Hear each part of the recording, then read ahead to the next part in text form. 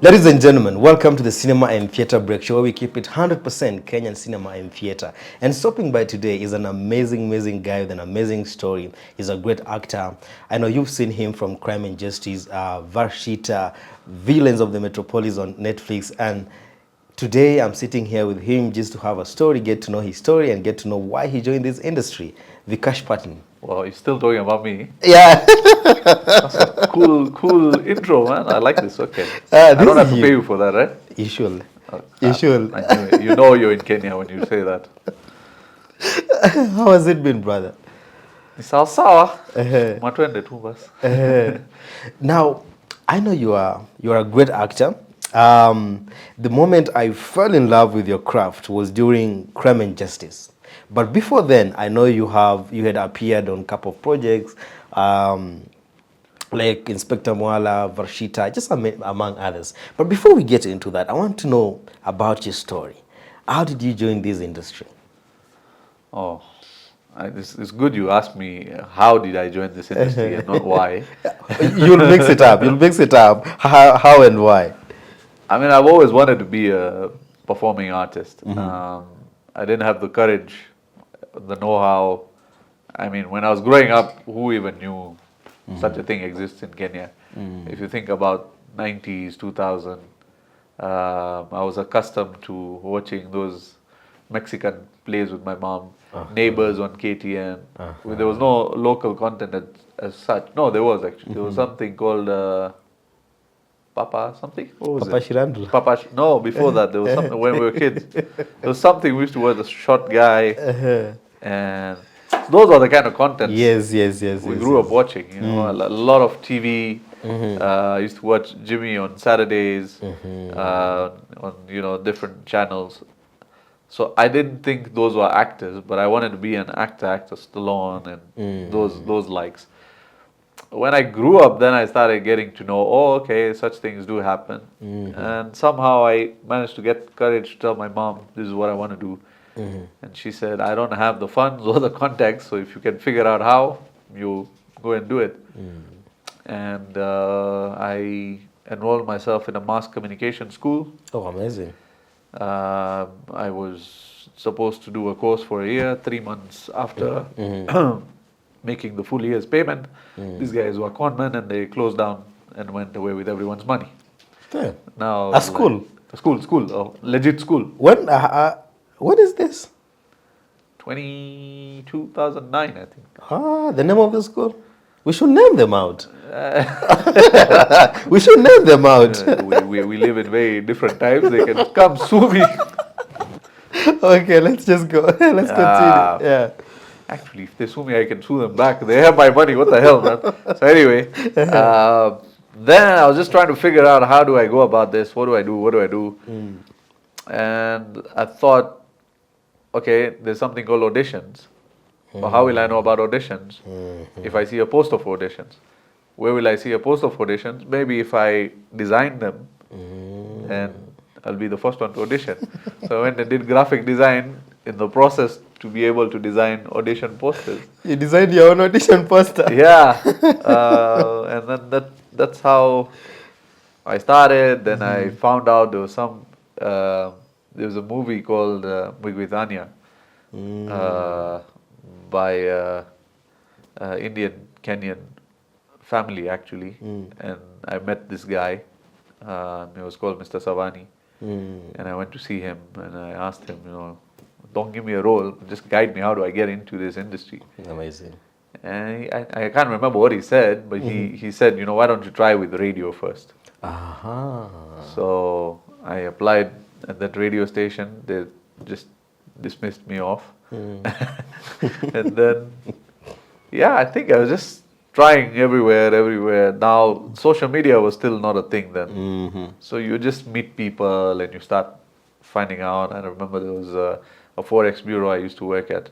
And right next to us was Alliance Francaise. And after 8 or 9 months of working there is when I found, because I would see like people with guitars, other people going there. So I'm wondering, what are they going to do here? So one day I entered in and I found out, this is where they come all artists meet up. Yes.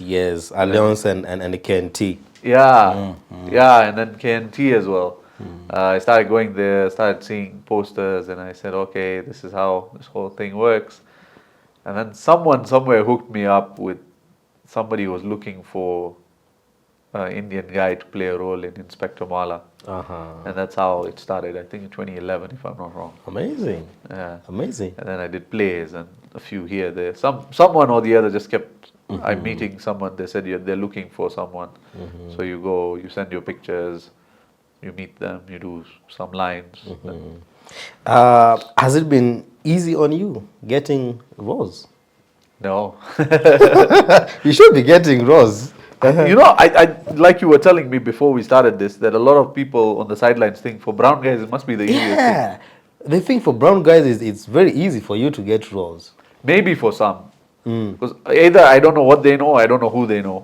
But the ones that I tried, it's like I was watching your last one with Lucali, and then you know how he keeps mentioning audition. Yes. I kid you not. Everything I've ever auditioned for, I've never got. Whatever I've done, I've never auditioned for. Somebody just calls me and said, these guys are looking for you, or they need you, or something, and then I get a role. Most of the time it's very last minute, like Villains. I was just sitting at home on a Sunday, and I get a call saying, hey, these guys need a brown guy. Are you available to shoot for the next 3-4 days? And I'm like, okay, what is this? And they said, it's a movie. We're shooting right now. So I'm like, how are you casting while shooting? It's much later I realized somebody had walked out. So now there was emergency, so that they need another brown guy. They need another brown guy. So you go to Inspector Mwala, and then how was it from there? Which other roles did you get, just transcending your journey, growing your journey in acting industry? I kid you not, right now the number of, it's increased, I feel like when I started there were very few people even getting to know that if you're this skin color you could get into the performing arts field. So that time there were not very many, there were about 4 or 5 guys. And from there now you start learning about, talk to this guy, talk to that guy. And my Inspector Mwala experience was the first one was very good. The second time I was cast for it, I remember it was horrible. Because I used to be on radio at the same time. So I would do my radio show in the afternoon, the drive time. So you have to be an hour earlier at radio. So if my show starts at 3, I have to be at the studio by 2. And I would tell these guys, why don't you start shooting with my scenes so that I'm done before time and then I can go to radio. And you know how shooting is. You're called, I remember this very vividly, the pickup point was in town opposite Hilton.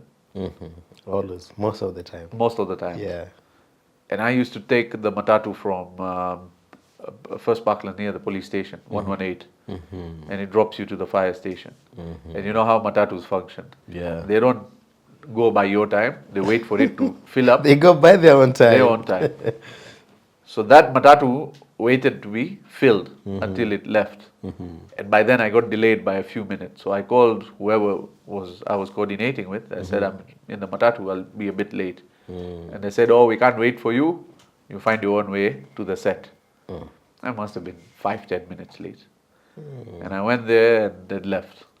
Now I have to go to Rongai to catch the bus to take me to their set. That's it. And Rongai is like in a diameter of like 50 meters, you're the only brown skin you see. And everyone's looking, in those cartoons how everyone's looking at you, then there's a dollar sign in their eyes. Yeah. Everyone's looking at you like that. So I'm thinking, who's this guy? Yeah.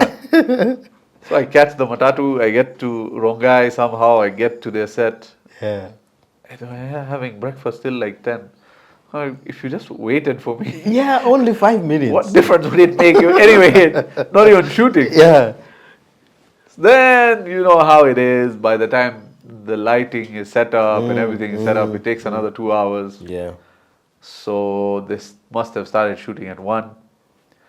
And then from there, there was again more delays, and I was like, okay, I'm panicking now because I have to get to radio by 2. Started shooting with me. And then very few minutes left, they said, okay, yeah, go ahead and shoot. I think they used to have just one camera. So now there's multiple angles. There's yours, there's this, there's close-ups, wides. There was no continuity lady that time. So you have to remember what you said. In fact, I don't even think we had lines. I was just told, go and hit on that woman. And unscripted. Yeah. So you make your own script and everything. On set. On set. Wow. And, so from there, I've watched you on Varshita. You did a couple of episodes. How was it being on Varshita? I find it interesting. He's saying it so confidently right now. He didn't even know that was me for the longest time, isn't it true? I didn't know it's really, really you because of the makeup and everything. Yeah. But I think after some times when I was realizing, oh, this Vikash, as episodes were going. So, Varshita was, I think there's one thing I'm very grateful for is the makers of Varshita. Because by then, this was maybe the 3rd or 4th project I was doing, which had a similar storyline. Because before this, every other storyline was always about Indian guy is in love with an African girl, or African guy is in love with an Indian girl, and that's the only story they would bring up. So I'd done like 2 or 3 more after that, before Varshita. And these guys were clear that, we are here to bring similarities between the cultures and we're going to make a very funny show out of it. I'm very fond of the director. I think he's brilliant. It's called Arnold. Yeah. His vision was very, very proper. He knew exactly what he wanted. So initially, I remember when I met the producer and the actress of the show, Eve. I think they were a bit skeptical. Everyone who thinks about Eve goes like, Eve D'Souza. So I went there looking at her like, Eve D'Souza, and then she said, we're looking for someone to play my father. And I'm like, oh. And then they said, somebody told us you will be able to pull this. And I said, yeah, I'll be able to do it. They said, how? But you don't look the age, we want somebody in their 60s. I said, I'll manage, just give me a chance. And they said, okay, we'll take your word for it. And then they did the whole makeup, and I got it. It was a great transformation, though. Yeah, well, it was a great transformation. I was playing 2 roles in it, actually. I was playing the Mkanga as well. Oh. The Guruji. So many times I would play Lalit and the Guruji. So it was fun. Fun times, yeah. Amazing. Now the Crime and Justice. I watched you on Crime and Justice. You took the part, you took the character, you understood the assignment as much as it was in 2, 3, 4 episodes. But whatever you did there, just in a short time, it was really, really amazing. How did you get on Crime and Justice? First of all, it's some of the work that I'm most proud of. I don't know why they don't cast me again.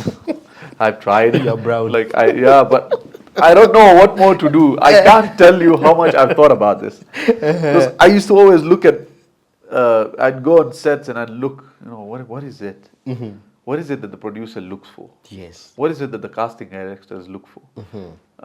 Maybe if you're professional, you come on time, you get your lines, you bring your own clothes. Even if they get torn, you don't complain. And if you don't get vegetarian food, you don't complain. Just be the easiest guy to work with. And I thought, if I achieve that, they'll cast me again and again. Hell no. I don't know what they look for. What do you think they look for? I know you've sat somewhere in your own moments, in your own time, and you've processed about this. And what was your conclusion that they are looking for? What I feel, and I may be completely wrong, but this is just what I think these guys do. I think they look for a particular look. They don't look for an actor. I think brown guys are, if not all, in a lot, we're just props. we're just props. Like, just place this guy somewhere. I think that's how it functions, because this is my understanding. If the brief they've been given is, we want a blue wall, they specifically go looking for a blue wall. They don't say, oh, here's a white wall, everything around it functions fine, it does the job, the texture is right, it's not blue, we get painted blue, like which was done for Varshita. I wasn't old, but they made you they old. made me old. But these guys, they go looking for the blue wall. So the white wall is right in front there, in front of them, saying, hey, I'll do the job. Paint me blue. But they're like, no. Let's go to Diamond Plaza, we'll find someone there. Let's go to Parklands. Or now we can't find anyone there because, it's been taken over by... Now we won't find... now we won't find a Ramesh there, we'll find Abdi. So let's go somewhere, South Sea. We get someone there. I think that's how they function. But I think it's a bad thing. Of course it is. It's a very bad thing. I've never looked at it that way. And I'll tell you an experience, actually. And why I feel I came up with this theory. I'd auditioned for something not too long ago. And it was between me and this other guy. He was relatively young. He was probably 10 years younger than me. He looked it. And we had auditioned. And you're a producer, so correct me if I'm wrong. But I would think when you're looking, because you have deadlines, right? Yes. You have to deliver within a week, per se. And shoots are planned accordingly, because some venues are only available for certain times. So I believe you need to have actors who've done their prep, who come on set and perform. We're not coming on set to prep and now getting their lines or anything. So I thought that's how people cast. So we did our audition, and I was given 3 pages. This guy was given 3 pages, and I was told, okay, get your lines and you come and say the lines. Oh crap, is that a casting director calling? I'm sorry. You guys can cast me. Yeah, that's the director calling. Okay, go ahead. So I did my lines. This guy was very nervous. Probably English wasn't his comfort language, so he couldn't get the lines, and he was nervous. So they said, okay, it looks like you got the role. So I said, okay, cool. Let me know. So I planned my week as well. And I'm waiting day 1, day 2, day 3, day 4, till day 8. I think I was messaged saying, you're a better actor, but we'll decided to go with him and we'll train him. Huh? How does that make sense? No, I didn't know if I should feel good to be told you're a better actor, or feel bad that we've said we'll work with the other guy, we'll train him, but we'll work with him, not with you. Why can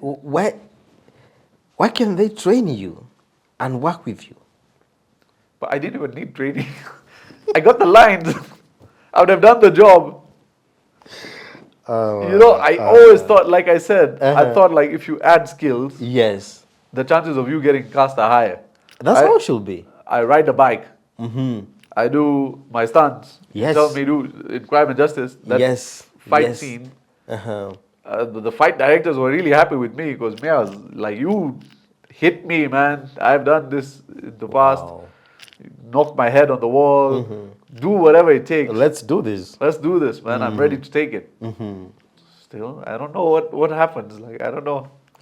Being a selfless actor like yourself, it should put you a step ahead of other actors. Because mostly you'll find actors who need a double when it comes to stunts. The actors who will not even agree to be slapped on screen. But for you, you'll go into it. Yeah. Though, as much as I say that, I'm really happy with my journey, to be honest. All the work that I've done is work that I'm very happy about. Maybe not the conditions that we worked in, but overall, Crime and Justice, that episode, I'm so glad that I did that episode and no other episode. I'd wished that they grew that role further. They cast it in the 2nd season, but now some things, I don't know, they're beyond our control. Our control. Among these roles that you've done, apart from Crime and Justice, is there a particular project that you did and redefined your acting career? Well, Villains in the Metropolis got me to Netflix, so yes, that's a big flex for me. It's a dream that I dreamt of very long ago, and I got to do some really cool stuff in it. Yes, yes, yes. I didn't get to do a lot of action that I thought I could, but because of time constraints, the lights are going and we've not started shooting, so you end up cutting out a lot of things that could have potentially been in the movie. You worked with some stellar cast. How was it working with likes of Sarah Hassan? They're phenomenal, like very professional. They make you want to stay till the end, even after your shot is done, because you want to watch how they're doing it. Sometimes you're in a rush to like just finish my role and get out. But because of the cast like them, Lucali as well was brilliant as a performer. I worked with the guy I worked with is called Ahmed and Crime and Justice. I really wanted to play his role.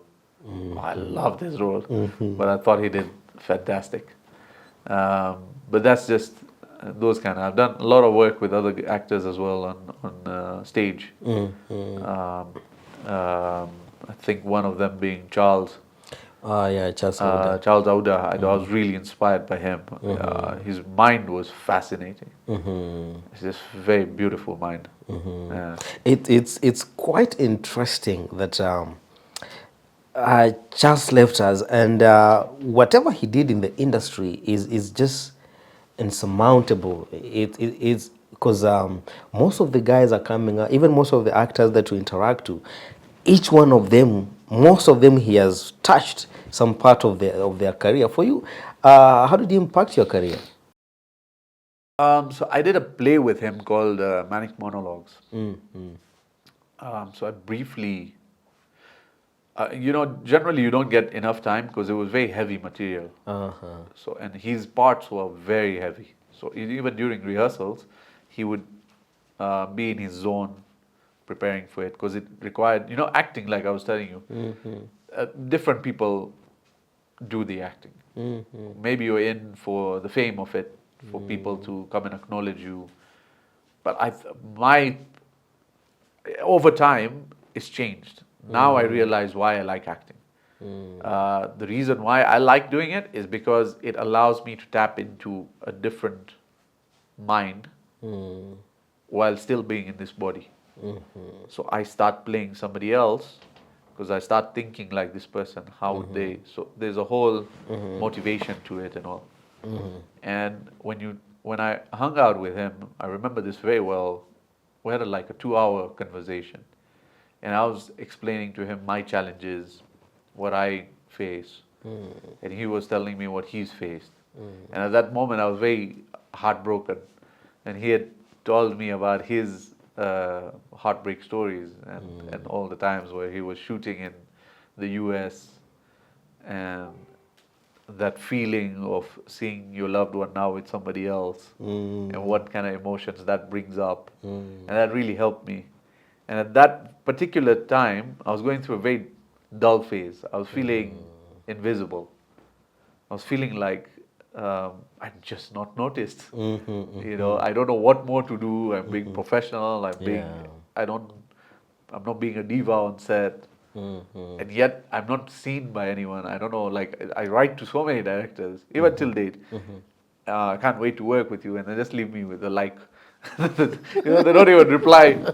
They just that's like, yeah, cool.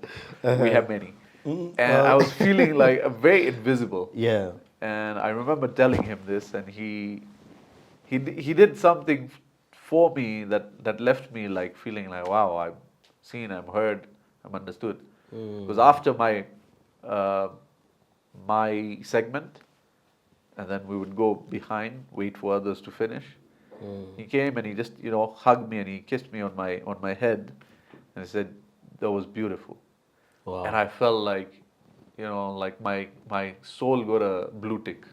Like I felt verified. Wow. I felt like, whoa, this guy has seen it. This guy is done. Oh, Charles, man, we've talked enough about you, but we will still talking about you because he did quite well. He did quite well. What are some of the projects that you are looking up to doing on your own? Is there any project that you want to go into it on your own, apart from the industry projects? You know what I'd really want?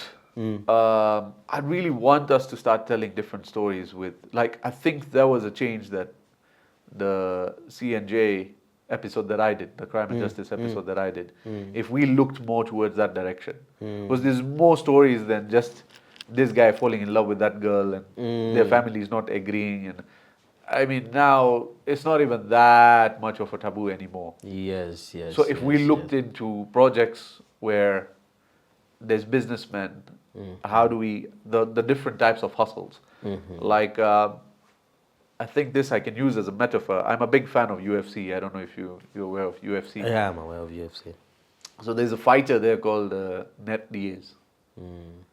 And he's this gangster from the streets of New York, and you know he talks about being a hustler, and no doubt he's hustled. It's not as smooth as say a McGregor's story, but his hustle is still not as same as the one of say the guys from Dagestan or Chimaev, because that guy comes from a war-torn zone. So what he's seen, it's still poverty. Even this guy is still poverty. It's tough life. It's like Mike Tyson. He's gone through hell. Yes. But they're two different contexts, right? So I could tell somebody that, you know, it's been hard. I've gone through matatus and this, and they'll say, big deal. You're calling yourself a hustler because you've sat in a matatu. You know where we stay. I walk. I walk. You know, just now there's a swimming pool down there, and I just got thinking, man, these guys are swimming by their wish. And then some guys out there are swimming because they have to. They have to. They don't want to. Man. So I think different people's, and those are interesting tales to tell. Because from out here, we think, okay, how are these guys doing this? But those are such interesting stories. Do you think the Indian community is part of, it's part of Kenyan community now, it's part of the Kenyan tribes. Do you think their story has been told well on Kenyan TV? No, I'll tell you what.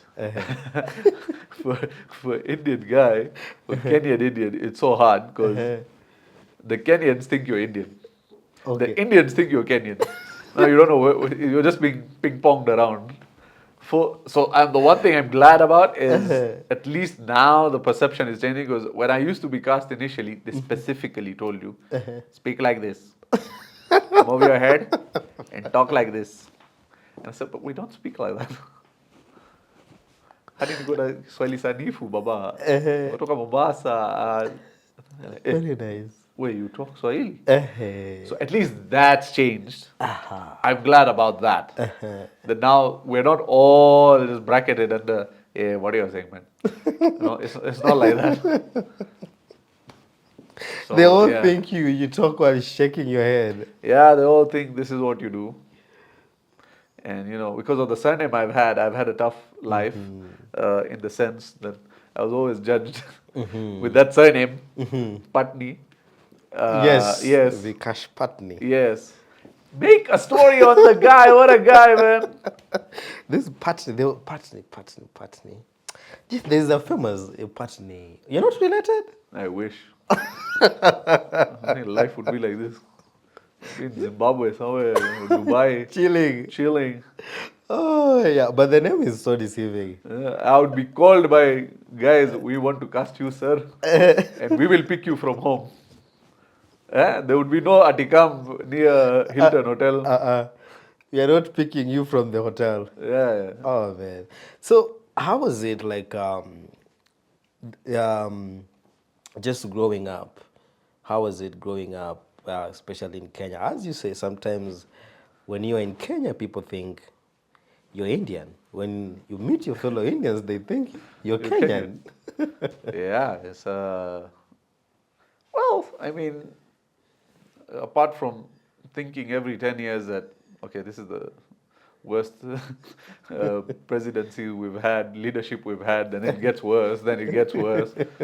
I mean, I faced a lot of the same things that most Kenyans have faced. It had its sweet times. I really miss the 90s. I really, really miss the 90s. The songs.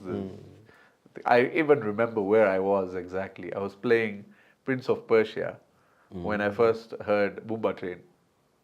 Aha. You know, I have such fond memories of those times. I have such fond memories of. Do you remember that time? Well, are you as old as I am? I don't know. We'll find out. Do you remember? I'm old. How old? Let's find out. We will. Do you remember power rationing, where there were specific days where you'd only have electricity during the day? Yes, and it will come up at 6. Yeah. Yes, I remember those days. And then there were days where you only had it at night. So our only companion was candlelight, a radio, and then all of us sitting together. So you play out till 8, 9, and then you come in, and then that's how you spend your night. And then I remember this also. I used to work in town on Loita Street, and there were those 2 Russians who had become like a big controversy in getting the Russian brothers. What are you saying? And I was just outside the street where they were walking out from the media house, and there was like a proper mob outside surrounding them, and I could feel like these guys are gangsters. They don't feel nothing, man. They were just like, "What are you? So where's my taxi? Where is it? Hey, bring it here." Smoking. I was like, "Yo." No, Maragariana, what was their names? Margarian brothers. Margarian brothers. Yeah, I remember them. So I have like such cool memories of Kenya growing up, and these are where you pick characters from. You'll pick something from here, you'll pick something from there. It's interesting. Varshita's character, Lalit Bhatt, is somebody I came across in the Matatu. Just the way he dressed, the way he looked, the specs, all the characteristics he did. I used to go to work in town, and I used to find this guy in the Matatu. So that's where I pick some attributes from. Wow. I think most Kenyans should just stop having this misconception about the brown community, the Indian community. They should just, because the more I interact with you, I just feel the same struggles I go through or that I went through when I was growing up, it's just the same. You know, it's funny. I'll tell you, look at the similarities. Everything. If there's something I picked from Varshita, is even how cultures are so similar. And forget that. You know the story of Noah and the Ark? Yes. Yeah? I'll tell you a story from our scriptures. It was, so we have, you know, like people know, multiple gods, and we pray to multiple gods. But the one we believe is the supreme personality of Godhead is called Lord Vishnu. He takes a lot of incarnations. So his first incarnation is called the Matsya Avatar. And the story goes, there was a king, righteous king, and he went to pray in the ocean, and he, you know, takes some water in his palms, and there's a fish in his palms. And the fish talks to him, says, "Save me. I'm getting eaten by big fish here, take me somewhere else." So he takes the fish and puts it in a fish bowl, and it expands, outgrows the bowl. And then he takes the fish to a bigger vessel, and then it expands, and it keeps expanding from there to a pond, to a river, and puts it back into the ocean. And he says, "How are you just growing so big?" And the fish says, "There's a big flood that's coming up in a few days. So take the right guys. I'm going to send you a boat, and I'm going to take you through this flood." Tell me it's not the same as this story, Noah and the Ark. It's the same. Isn't it? A little tweak here, there. It's the same. It's just delivery. It's like how I'll tell you something, somebody watches this, they'll tweak it, kidogo, put some masala kidogo, and said, "Oh, this guy was saying in DP is where they are found," whatever, and he'll go and present the story. Yes. It's just the same. So just the misconception, I think people should just stop. And for you, when it comes to this industry, we were talking off camera, and you were telling me even sometime when you are going to school,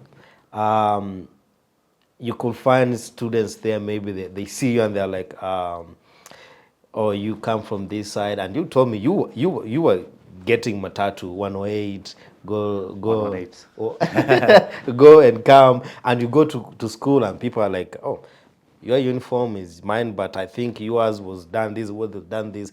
But when it comes to this side, people will think you are getting everything so easy. Everything is so easy for Vikash. Even when you go to audition, you should be the first one getting the roles. You should be the first one getting the callbacks. Do you think as a creator, you should start creating your own space as an actor? So I have a bit of a different view to it. In fact, with the way times are now, I always wondered, like, photographers, for instance, they study photography. You have to have a certain eye to construct your frame. You have to look at it in a certain way. You have to know your lights, you have to know your contrasts, everything. And you've studied all this, and now suddenly technology develops an iPhone, and anyone who owns the phone is a photographer. How much to film? And like, there's a whole composition that I do for this frame. And now, because your phone can do it, you're a photographer.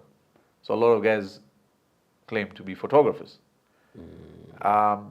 This used to happen with modeling.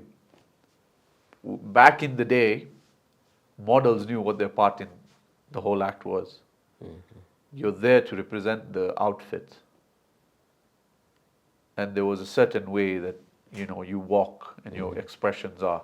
And then that time confidence was an issue.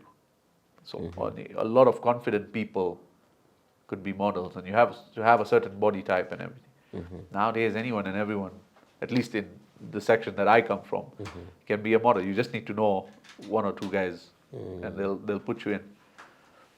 So while that's happening, a lot of people are getting confident. I did a trip to town on one of the Sundays, and at every 2 meters, there's somebody with this light. Oh, yeah. And there's somebody dancing, there's somebody doing something.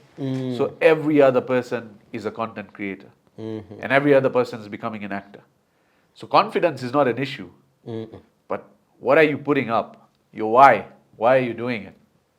So you see, I think that's an issue to me. Because today, this morning only, I saw somebody doing some ad, I guess. And they were advertising and they are acting in it. But like I said, I was watching this very interesting interview of an actor I look up to, and he was saying he observed something, that when you're in pain, most of us act it out as if there's pain, like, there's hurt. But your actual expression is shock, because you can't believe it's this painful. So one of the things that I refer to on in pain, say, for example, is this fight, Bruce Lee versus Chuck Norris, Way of the Dragon. And there's a part where his arm is now broken by Bruce Lee. And you can tell Chuck Norris he has to lean on the wall to get up. Man. Nostalgia. Yeah, that expression. Yeah. You feel that pain.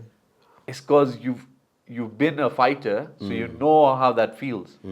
I've had a knife through my face. So I know what I felt then to bring it out. But a lot of these guys who now have the luxury of having a phone, give the phone to somebody or put a stand and then start shooting themselves.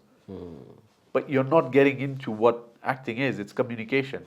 You're supposed to communicate what I'm feeling to you, who's not feeling that, yet understanding what I'm going through. It's an expression. But because of the luxury of now anyone being able to do it, it's losing its value. That's why a lot of movies are made in such a way that every other Tom, Dick and Harry can't do it. Not everyone can be an Iron Man and start flying. But now, because technology has made it so easy that you can even create something of the sorts where you're seen flying, it's not of that same value, Like, if you remember, back in the days, getting on a billboard meant like, whoa, man, this is a big deal. Yes. Today you realize you can be a sponsor of a show and you put yourself up on the billboard. Yeah. I can actually put myself on billboard. You can actually put yourself on a billboard.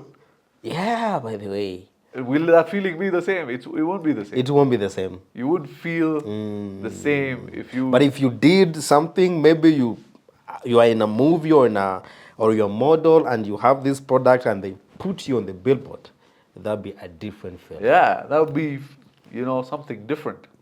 That feeling, you'd want to take people around like, yo, check that out. I mean, you still do when you put yourself up there, but deep down your consciousness knows, yeah, you talk to it. It tells you when you go to bed. It's not the same. Wow. Because when you get a script, and from what I've seen you do on TV, you immerse yourself in these stories. What is your creative process when it comes to story execution? Yeah, you need to know, like even when I do auditions, I ask these guys, what is my character's thought process before this scene? What was this person going through? What is it going to be after this? Where does it lead to? But like I said, I don't think a lot of people even care about that. You're Brown, your lines, just come, finish it. I think for the ones that I worked on, that's how they do it, but very few. Like Crime and Justice was amazing. It was a brilliant experience from the word go. It was fun. I don't know with that director if he'll ever work with me again. He will. You killed it. He will. Well, I don't know. A role will pop up because when you get the script, what is the process of you working yourself before the role? Just alone, no director, just for you. When you're alone, what's the process like? So first I get the lines, and then I know the intention of why the line is said. I think a lot of people don't do this, is listen. You have to listen to the other person for you to be able to say your line convincingly. A lot of the times, like this happens a lot in theater, because you're at the moment, the heat of the moment.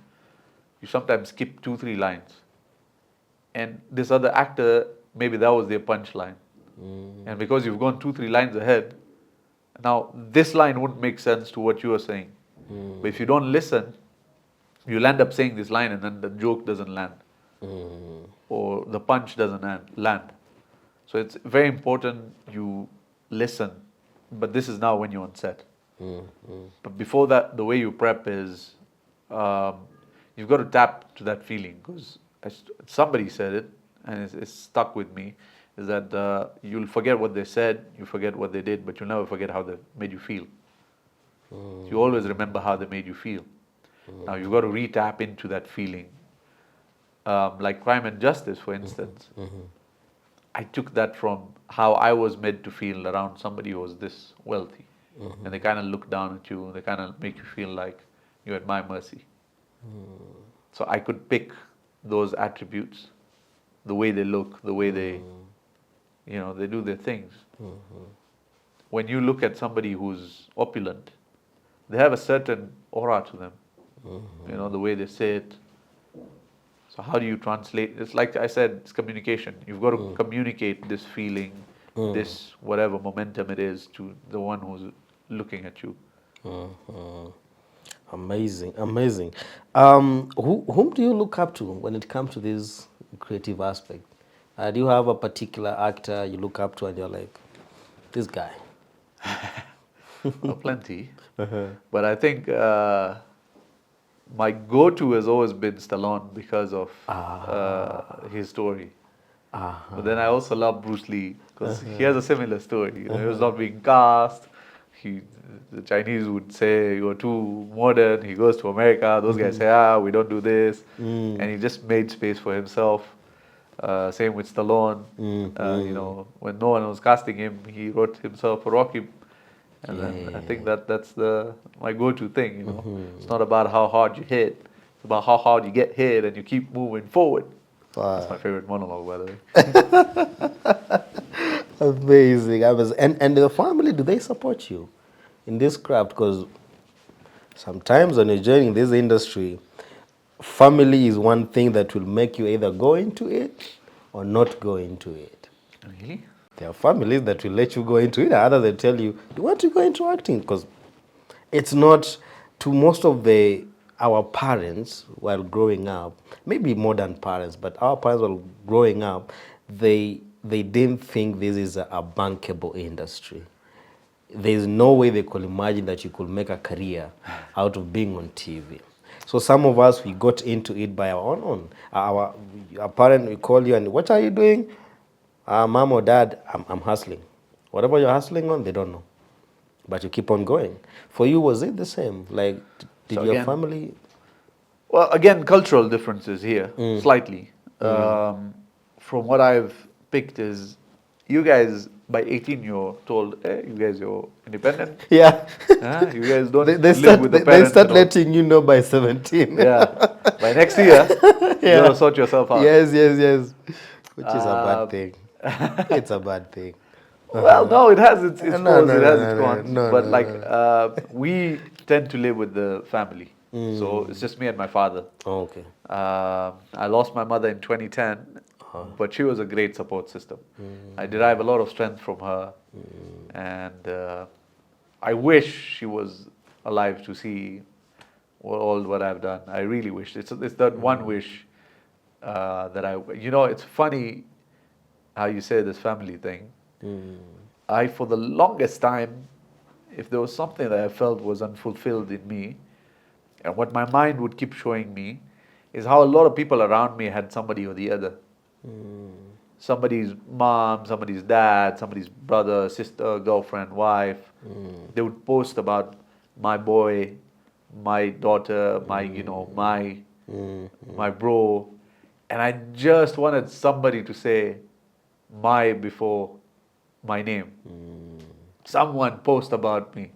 Someone say something, and I just couldn't. I tried to force it out of people, and that probably made them feel a certain way, and they would distance themselves slightly. And I really tried hard to have somebody to say my. And then I think last year when Villains in the Metropolis came through, my cousin, my first cousin, is like, she's just like my sister, and she posted something on Facebook, and I felt like, wow, it was a light. She said, my baby boy, my baby brother is like, so proud of you to watch you on screen. And I felt like, my bucket list was filled. Wow. And just the same feeling I had when Charles held me and said what he did is what I felt when I read that. How were you trying to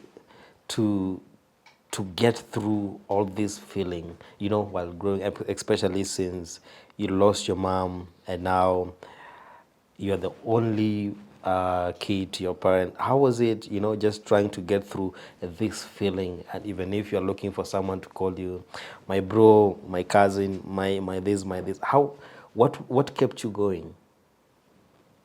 It's not about how hard you hit. It's about how hard you get hit and you keep moving forward. I guess you have your days. You have days. I really struggle, to be honest, on some days. I really struggle. I feel, my issue is why. I need to know why. So this is a big issue also I have with a lot of casting directors, a lot of the guys who you go for an audition, they don't even have the courtesy to tell you, like, you are not cast. At least tell me why. I could improve myself. Maybe the way I delivered my dialogues wasn't the way. It's the same thing girls do. You pursue them, you get the number, they find you funny, then you say, can we meet for coffee? And then they suddenly disappear. Say why. Tell me why. What is it you don't like? You don't like the way I look? You don't like... Say it. Say the why. It helps. Yeah. I think it's a good thing, casting directors. You should start getting back to... I do the same. If I have not done this and you've come to my audition before, you can comment there and say, Lodeki, I came to audition, you did not respond and told me why. I always do this. After an audition, I will either call or send an email, personalized email, not carbon copy, personalized to you and tell you this is the reason why we did not pick you, this is how it went, this is how it went, this is the report I'm getting from the casting director. Even last year we did a film, it's now on Showmax. There are some guys who came to the audition, and after the first stage of auditioning, of course, we did not pick them. I called them, because for that particular movie, I did the casting. And the Zakati producer, we did the casting. With the casting, we casted for. I called back and told them, we were not able to settle for you, and it's for this reason and this reason and this reason. I might not be the perfect one, the casting director, but I think most casting directors, they should do that, because you're not the only one who is saying this. I've interacted with some actors before, and they tell you, I'm not going to auditions anymore. Why should I go to audition and maybe they already have someone? Yeah, we feel that a lot. You feel like you're just calling her all the way there. We stand in this line of 300 guys. And we already decided who you want to cast. Should we just cast the guy, man? It's not like that. I think when we don't get back, it's maybe when most of the actors think this guy already had someone. But the truth... there should be no room for assumptions. Just tell us. Tell us why. It's like girls. I think, and again, it's my theory. Sometimes the why is very stupid. Yeah? Sometimes, like, they would say, oh, you're not tall enough. But we can work on that. They should make you tall. How hard can it be? There's a movie, I don't know, I can't remember the name, but there was the main actor was acted alongside a fiance in the movie, and the fiance was very tall. So whatever... It's a study movie. It's a case study movie they normally use for these film students. So what they did, when they were doing the close-up, they put the guy... On a pedestal, like yes. on some stool. So, yeah, on some stool. Yeah. So on camera, you're seeing the guy is taller. Bollywood movies are shot like that. The actresses are way tall. So I think it's if the actor possible. It's possible. You can make them. And one thing I'm really loving what Varshita did to you, because when it comes to the other guy, how do you call it? Not the witch is not the right word to use. The mganga. Mganga. Okay, mganga. I did not know it was you. Really? And that is makeup, costume, wardrobe, makeup, wardrobe. You shout out to Ruth. Yes. That's what it should happen in movies. That's what should happen in movies. I think something... You know, it's so true, because that Denzel, he's such a brilliant actor. You could cast him as a white guy and you'll be convinced this guy is white. Wow. It's the actor's job to convince you. Give him the part. Let him convince you. If he's really, really good at his job, he will convince you. Tom Cruise is not tall. Yeah, but in most movies, you'll feel like he's this huge, tall guy. Look at the charisma he walks with. Like, he gives you the feel of this guy can beat up somebody. Wow. Wow. Wow. So what's your new chapter? Now, what's your new chapter in this creative industry? This new chapter is called iTax. Let's get rid of this E-Teams thing.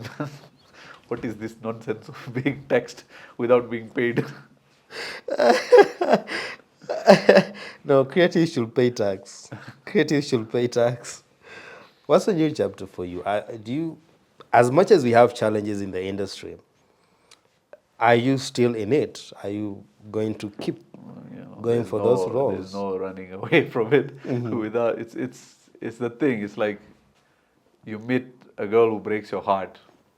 You say, I don't want to love anymore. I hate these love stories. It's only until another girl comes and says, yeah, I think you're a funny guy. Suddenly you're like, oh yeah.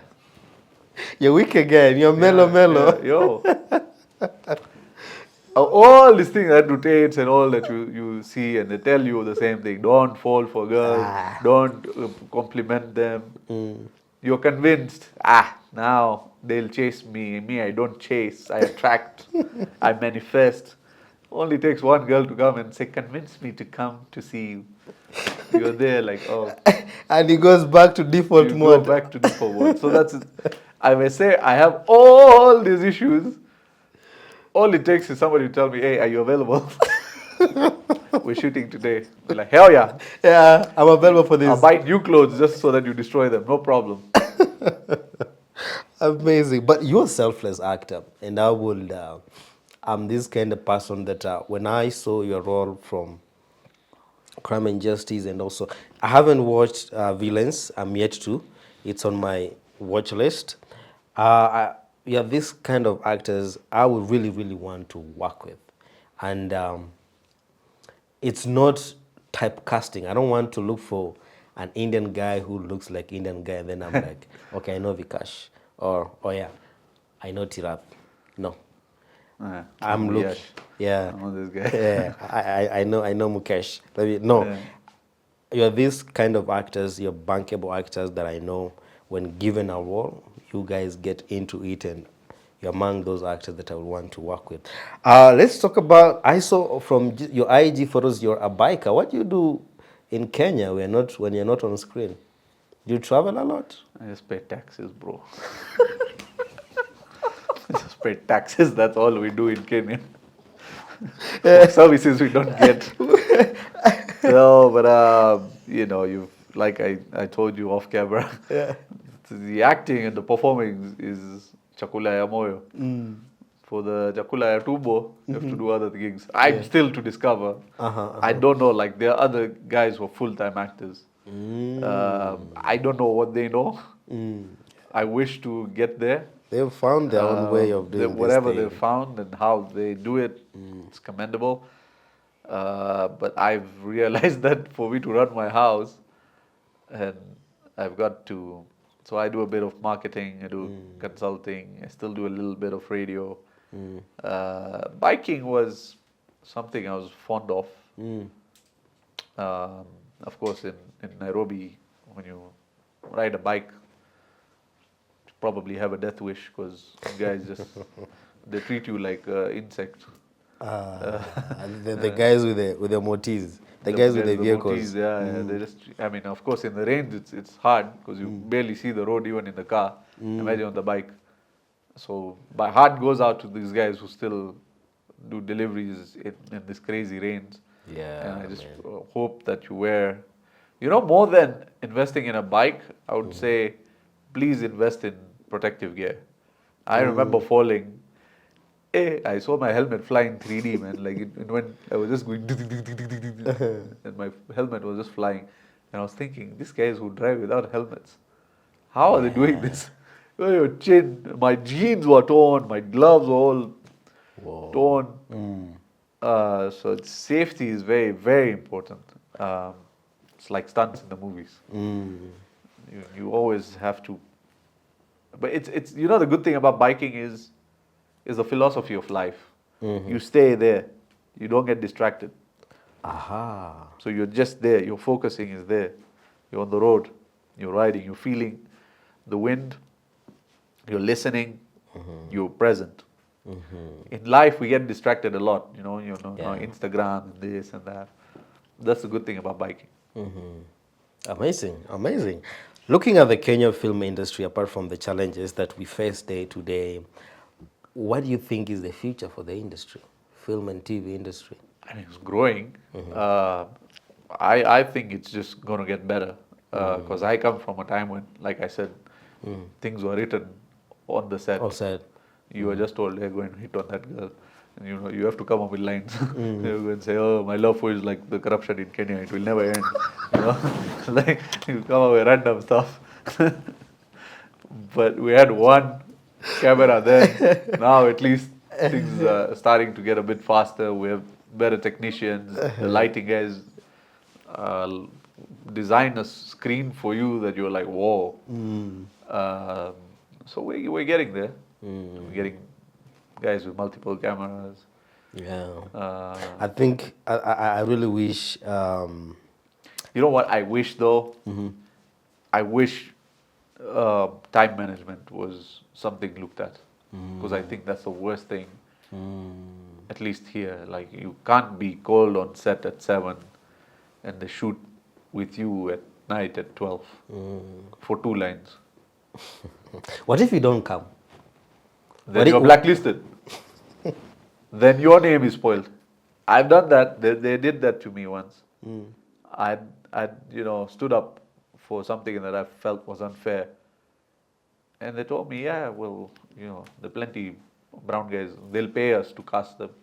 We wouldn't even have to pay them. Whoa. So it's a risk. That's a risk. There's a trend in the industry that most of the creatives are afraid of being blacklisted. Oh, yeah. I thought it was just me. No, it's not you. I thought it was just me. I was here with a particular lady. She's from Salem, Haudiroa, and we were just talking, and she was also talking about blacklisting. And when we released that episode, many actors are coming out and they're like, what is this thing about being blacklisted?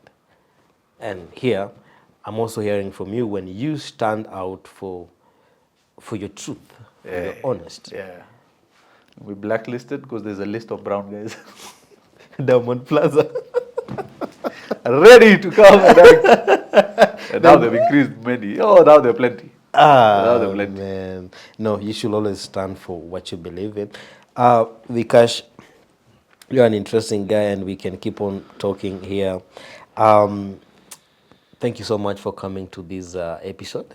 I'm really happy that you came. Because we're just chatting on IG and I was like, man, I would really want to have a chat with you.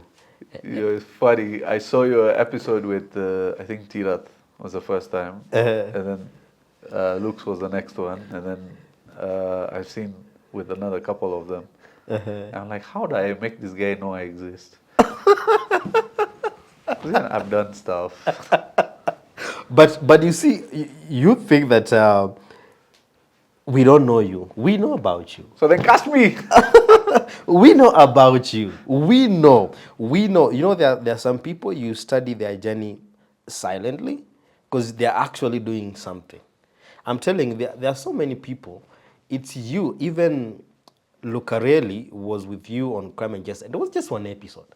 Lucarelli was there. I think he was a reporter. Just one episode. Yeah. Okay? Yeah. And you came there also one episode. And you see, for him, there's someone who took a notice. Same for you, there's someone who took a notice. That's all we strive for, by the way. Yeah. We just keep doing, thinking one person, someone is going to see us. And that will be what will change our life forever. Someday. As we part short from this episode, what would you love to say? What is in your heart? What is in my heart? Actually, yeah, if I can, generally I have stupid and funny stuff that stays in my mind. But I think I could use your platform to say something that yes. I feel a lot of actors might be going through. It's a safe space. There's a trend where we say a lot of things about somebody, for instance, Charles, after they've left us. I wish we would be spreading more kindness and more compassion and saying things to people that make them feel good on a daily basis, as opposed to waiting for something to happen to say, well, he was such a nice guy. I wish more people probably told him how much love they have for him. And for anyone else you love, I wish you go and tell that person today and I know it gets difficult sometimes because it's not reciprocated. Sometimes you may feel something for someone and they don't feel the same way for you, and people can tend to make you feel like, are you serious? And this whole culture of leaving people on scene and thumbs up and heart and like respond, not just to casting calls, but respond to people. Respond. I always think, like when you're on the roads and the street kids come and they knock on your window and we just refuse to acknowledge their existence. We just look in front. Just talk to the guy. Yeah. Tell the guy, man, like, pole man, leo sina kitu. Wow. Think like he's human. So just treat others with just, I guess, niceness. Wow. On that point, most of us creatives fight with mental depression is the word. Most of the creatives go through that a lot, especially the frustrations of not getting roles, the frustration of not like just being casted, the frustrations of having appeared on a particular series and then after it, no one is casting you because maybe someone believes, okay, this one has been in here for long, so maybe people will not be able to switch from his character on TV show X or another TV show X. And most of them just go into a mental beatdown, which sometimes leads to depression. Have you ever found yourself in such a situation that you almost went into depression, and how did you get through it? So I realized, you know what's causing that? Because we come from a time when there was no phones and there was no tap on others' lives. It was just you, and maybe a bit in school you compare yourself with this guy who's come number 4 or number 5, and you're number 10, and you guys work together, you probably live next to each other. There was the only draw of comparison that we would do, maybe with a neighbor. This guy's bought a cycle, when will I buy a cycle? But it didn't last too long. The reason why we go through all of this is because there's constant feed into our face. When I see someone's doing something and I'm like, bloody hell, why am I not getting something? And I think the solution, yes, of course, I've been there on a daily basis. But now I'm starting to understand what's meant for you, find you. Make peace with that. I'm telling you, I've not auditioned for all the projects that I've told you about. Somehow they found me. So instead of saying, crap man, this guy is getting this guy is doing ads, this guy is on the billboards, they're meant to be there. Let them be. Your time will come. In a different way you'll shine. But you've got to stop letting your mind take the control and feed you what you're seeing. Because now you're going, like we all know, social media is all performance as well. People only put their best parts. And because you constantly see people's best parts, you feel your life is not having any best parts, but it does. It does.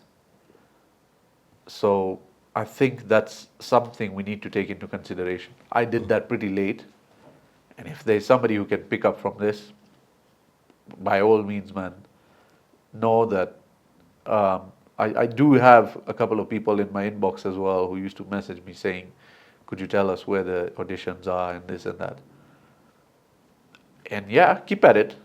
Go, like I was telling you, one of the best advice I had got for radio was this guy, he used to be the breakfast presenter, and he told me, just keep making sure we know you exist.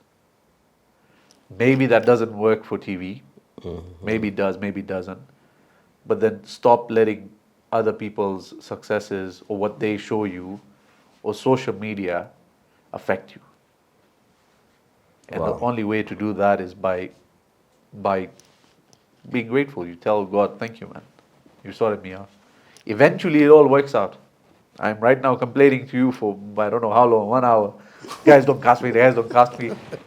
You're not complaining. Eventually, something will work out, something will give it. Yeah, you're not complaining. It's a good thing. And I know next week, God willing, I'll be hosting a casting director. And let's get to talk about when it comes to casting. And I hope I'll ask some of those questions. I'll be categorical. Why is it hard for brown guys to get roles? Why is it? So you're not complaining. It's a good thing. And that's why for us, we're creating a safe space for creatives to come and just have a conversation, whether it's for the industry and also for our fans. Also, our fans get to know, as much as we're giving them entertainment on TV, we also have a life. And this is what we go through, just to share our journeys, our stories. And that's why this space is here. Appreciate that, man. Thank you so much, brother, for coming. Thank you. I appreciate you. Guys, Vikash Pattni is on your Instagram, TikTok? Instagram, not TikTok. Why not TikTok? Couldn't do it. So what is this? Guys, follow Vikash Pattni and just tap into his creative aspect, his creative works, get to know him. From us here, remember this episode was shot at Hoyofy Creatives. This space is available for you guys to come and create videos, whether it's YouTube, Facebook, TikTok, you can come to this place. We have amazing equipment, space for you to create content. Remember to follow us across all social media platforms. We are on Facebook, Instagram, TikTok, everywhere. And subscribe to our YouTube channel. From me to you guys, thank you so much for watching. And let's keep making the world a better place. Bye.